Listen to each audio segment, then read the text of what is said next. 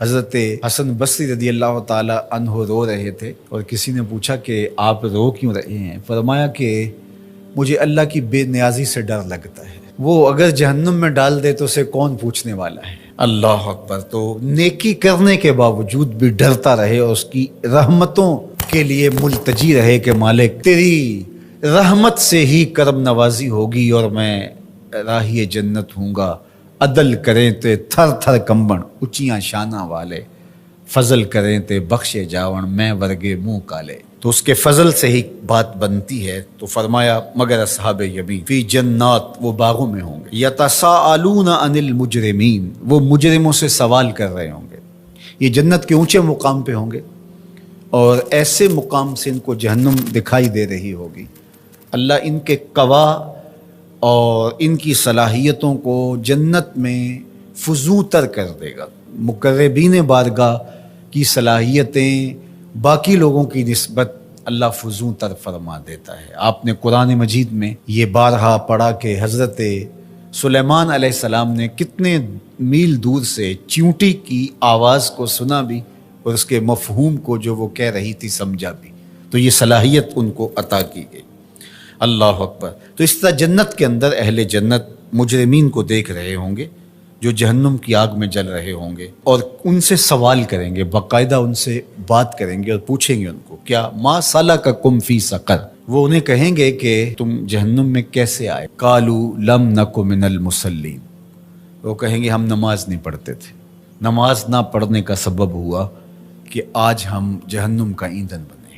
وَلَمْ نَكُ نُطْعِمُ الْمِسْكِينَ، اور ہم مسکینوں کو کھانا نہیں کھلایا کرتے تھے۔ عبادات یہ اللہ کا حق ہے جو بندے کے اوپر لازم ہے، اور ہم نمازوں کی کثرت اور دیگر اعمال خیر کی بجا آوری سے اپنے معاشرے کے دکھی، لاچار اور مجبور لوگوں سے اپنی نظریں نہیں ہٹا سکتے کہ ہم تو میاں پنج گانہ نماز پڑھتے ہیں، کسی کو دکھ نہیں دیتے، اذیت نہیں پہنچاتے، تکلیف نہیں پہنچاتے، کافی ہمارے لیے۔ تو وہ کہیں گے ہم نماز نہیں پڑھتے تھے اور مسکینوں کو کھانا نہیں کھلاتے تھے۔ چلو یہ تو نماز بھی نہیں پڑھتے تھے، یہ ان کا ایک جرم، اور دوسرا جرم کہ وہ مسکینوں کو کھانا نہیں کھلاتے تھے اور جہنم کی آگ میں جل رہے ہیں۔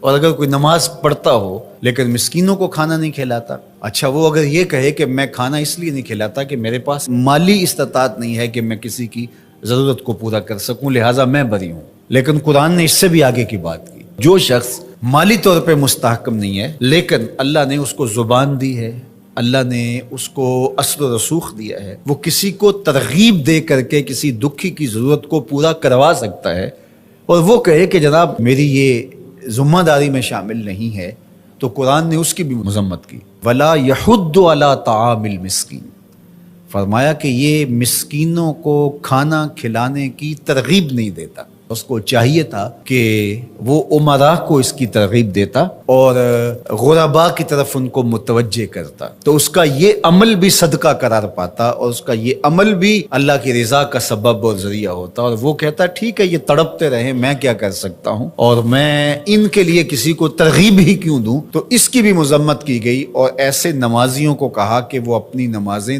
دکھاوے کی نمازیں پڑھ رہے ہیں، انہیں نماز کے فلسفے سے ہی آگہی نہیں آئی۔ اگر ان کے دل میں گداز پیدا نہیں ہوا، ان کے دل میں نرمی پیدا نہیں ہوئی، معاشرے کے کمزور، پسے ہوئے، لاچار، مجبور، اراملہ، مساکین، یتامى کی مدد کے لیے ان کے اندر یہ جذبات پیدا نہیں ہوئے، تو وہ تہجد پڑھیں، وہ سجدے کریں، وہ لمبی قرات کریں، لمبی نمازیں پڑھیں، تو کہا کہ وہ اپنی نماز کے فلسفے سے ہی آگاہ نہیں ہوئے۔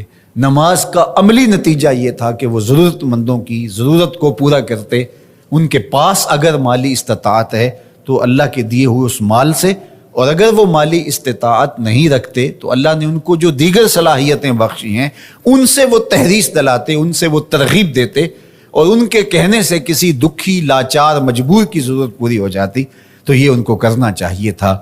حضرت سیدنا شیخ عبد القادر الجیلانی علیہ رحمہ و رضوان فرماتے ہیں آدھا فقر برہنہ بدن لوگوں کو لباس دینا اور بھوکوں کو کھانا کھلانا ہے، باقی عبادات، نیکیاں، چلے، مراقبے، ریاستیں، یہ جو کچھ ہے یہ آدھا ہے۔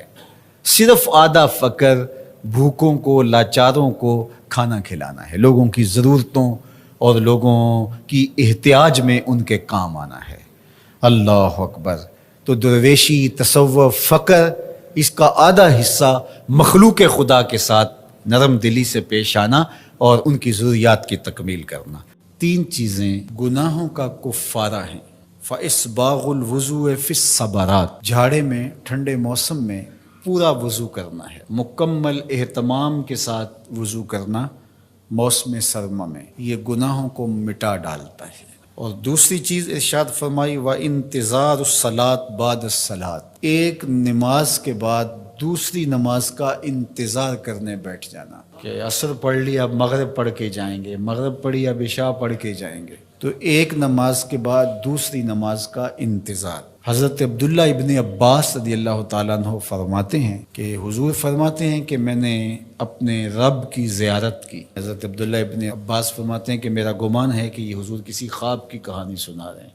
تو ارشاد فرمایا کہ جب میں نے اپنے رب کی زیارت کی تو میرے رب نے مجھے کہا کہ یہ فرشتے جو ملائے اعلیٰ میں بحث کر رہے ہیں، یہ کس امر میں گفتگو کر رہے ہیں؟ فرشتے کسی معاملے میں تکرار کر رہے تھے، تو ان کی گفتگو کس عنوان سے ہے؟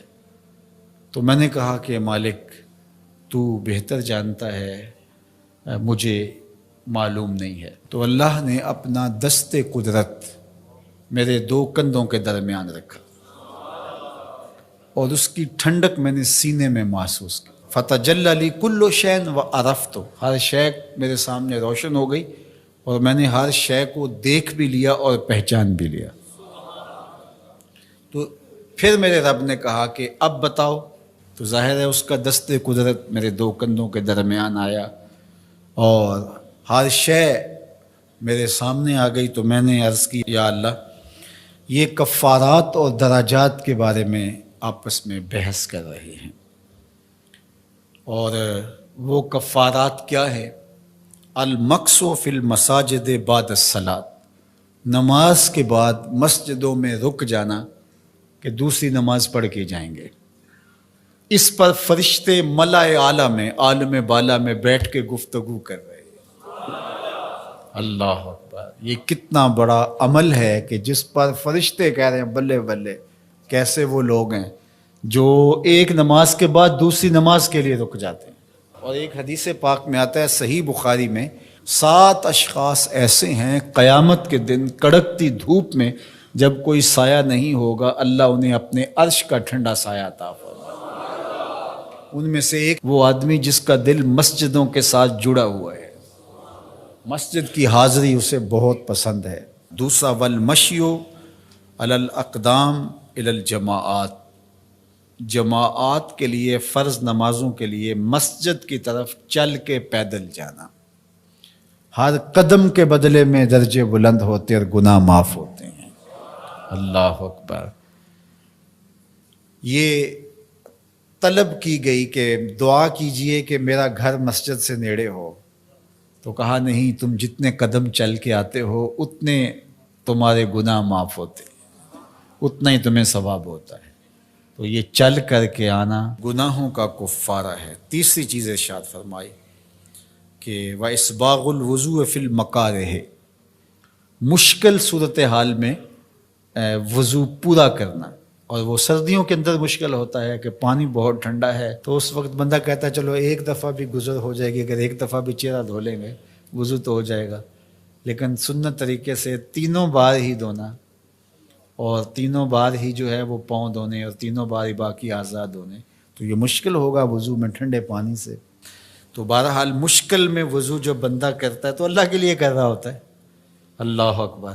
تو اللہ تعالیٰ کو یہ بڑا پسند ہے، اس سے اللہ گناہ ختم کر دیتا ہے اللہ۔ تو یہ 3 چیزیں کفارات میں سے ہیں، یہ گناہوں کو مٹانے والی چیزیں۔